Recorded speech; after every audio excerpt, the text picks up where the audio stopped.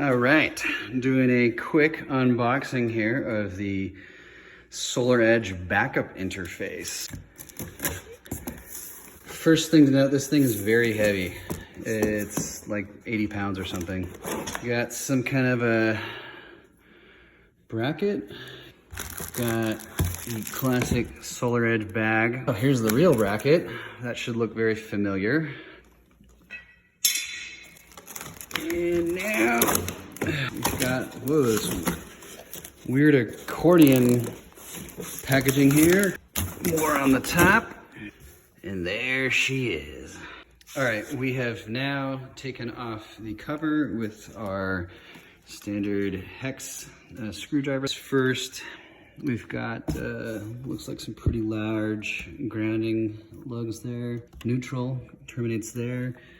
You've also got one here, another ground here, another ground here. And then mounted on this DIN rail, we've got a breaker, looks like a 40 amp, and it says inverter 1. Assume you could add additional, as they've quoted, you can do 3 of these on one, and it's got it all labeled there.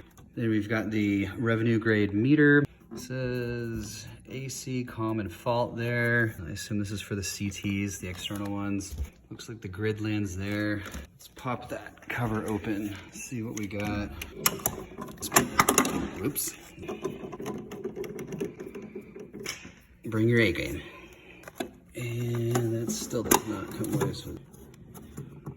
We gotta pull this big boy off. Let me do that real quick. All right, just got the last screw off. Take a look inside. Very large electronics. Fan there. Looks like there's a vent over here on the left side behind it. Looks like a bunch of COM boards, other PCBs. Just a lot going in on this guy. And underneath here, still a little awkward to take those off. There we go. All right, so we've got where you're gonna end up landing all of your main lugs, and looks like additional CTs here and here. Those are the built-in ones, clearly. Hopefully got the direction right. Really excited to give it a trial run. All right, we got the brand new Solaredge Energy Hub inverter here. This is the 7600 watt. This is the first units being deployed. So it should look extremely similar to the existing model line. Got the same bracket, not those silly 2 individual brackets we had for a while. Right off the bat, you're gonna notice a lot more conduit entries here on the bottom of the unit. Looks like I got an antenna. I didn't know that was included. That's cool. So there must be an integrated cellular kit or Wi-Fi. So there it is. Looks basically identical minus the bottom.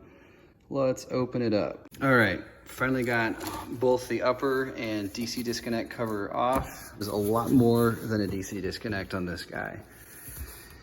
The top section is fairly similar to the existing HD wave inverters. This is some of the RS-4085 equipment is pre-wired down to the lower the box. And in here we've got a lot going on. We've got a lot of terminal blocks to land the various meters and such. You've got the backup battery little connection there.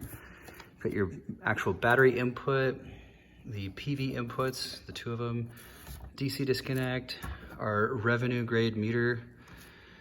This is where to land the EVSC, or your electric vehicle charger, and your grid connection.